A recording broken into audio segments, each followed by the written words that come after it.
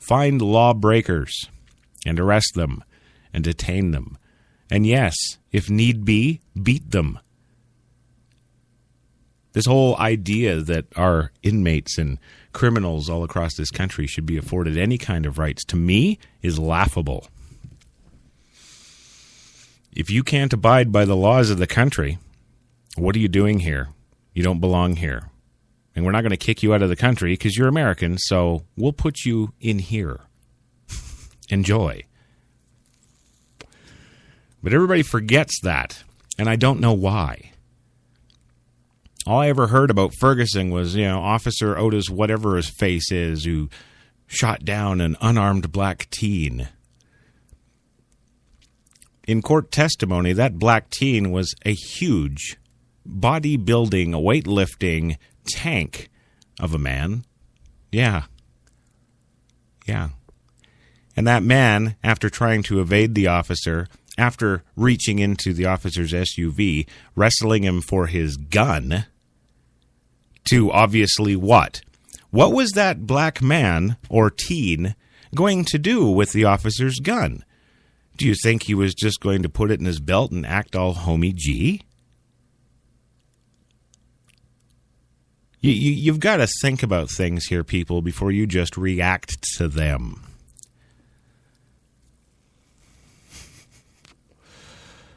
Wow. Really? Yeah. Nobody ever brings that up. And hey, is it my fault that the idiot decided to go into a store, grab a handful of cigarillos, which maybe cost $10, and think he was all that and walk out and walk down the street, only to be stopped by the police after the store owner obviously called in the crime?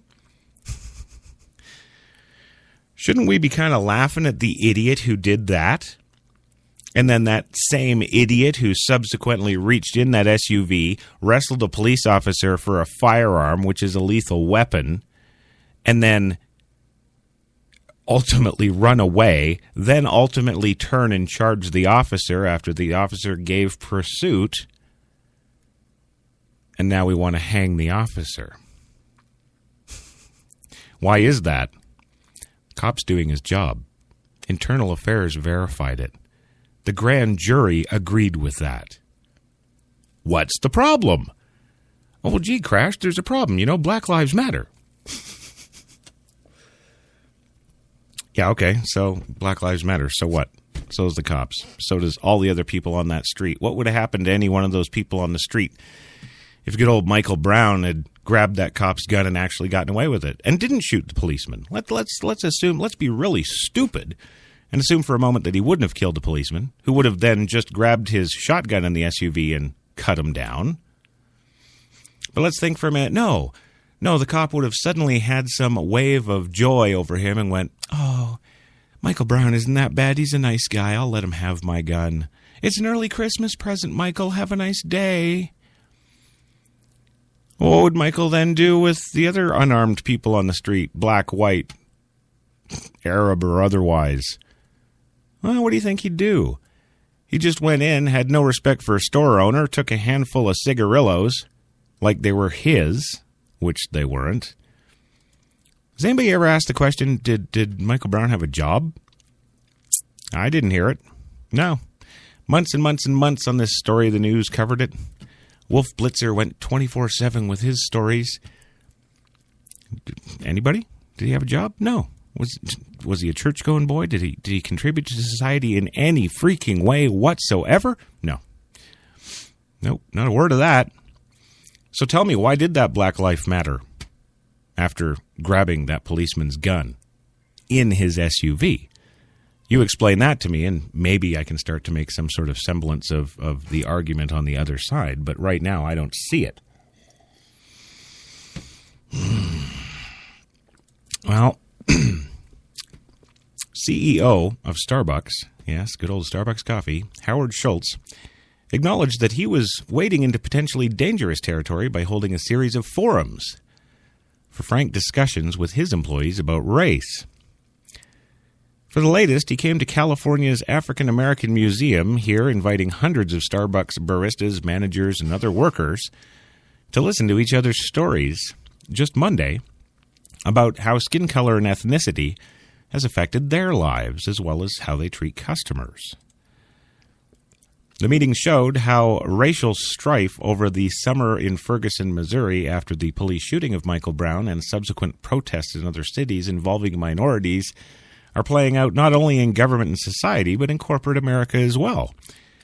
Quote, whether we want to admit it or not, we all have unconscious biases, Schultz said, and yes, we do. Therefore, I submit to the PC world, you can't have equality. You can't. You think about that for a second.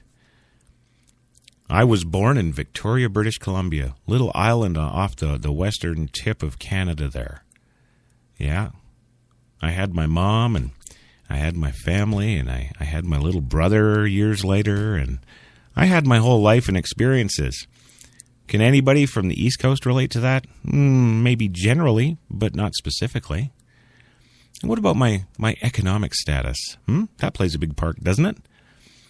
Well, let's face it, we weren't all the son or daughter of the Starbucks CEO, were we? No. He didn't send us to Harvard, did he? No. Hell, he didn't even send us to private schools, did he? No. He didn't buy us that $80,000 car for our 16th birthday, did he? No. But all the things I just mentioned, Schultz did do for his children. So I submit to you, color completely notwithstanding, how in any way, shape, or form, or reality, can we sit there and strive for this mystical reality of equal? You can't. Sorry, you can't. And in everything I just laid out there about the CEO of Starbucks and his kids, and those life experiences they had versus the ones I didn't, those things actually make you a different person. They go to your character. I was extremely proud of the fact that I saved up when I was 14 and a half years old till I was 16 years old because I was going to buy myself a car, and I did. Yes, I did. And no, it wasn't an $80,000 Porsche. No, it wasn't. It was a $1,600 Plymouth Scamp or something stupid. Yeah. Canary yellow with a white leather top. It was a rag top. It was a box, a boat. It was nasty. But thinking back on it, that was the greatest car on the planet. And I bought it with my own money. Do you think there's a certain level of pride there that I had that Schultz's kid really didn't? Oh, sure, he got the latest and greatest Porsche with all the bells and whistles and made all the girls excited and all that good stuff. But do you think he had that sense of self that I got from my experience? I don't think so.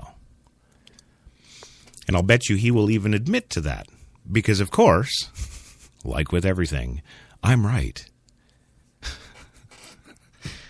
So there you go. Yeah. Well, the CEO said he felt very restless and very concerned after Ferguson and the other events, including the officer-involved shooting near a Starbucks store in Milwaukee more recently. About 40% of Starbucks' 150,000 employees in the U.S. are minorities, Schultz said, and we had to do something. There would be no ignoring it or being a bystander, he said. And as a business, Starbucks is a unique position to act, having always strived to be viewed as more than a coffee house chain. And if you want to talk statistics, people, only 40% of Starbucks employees are minorities. Okay? That's significantly less than the 79 to 83% currently of minorities who are serving in our penitentiaries across this country. So, from those two statistics, I would submit that black people don't like working. You see what I mean? How statistics can support pretty much anything you want to say? There it is. Well, he started with his first forum on race in Starbucks' hometown in Seattle back in December.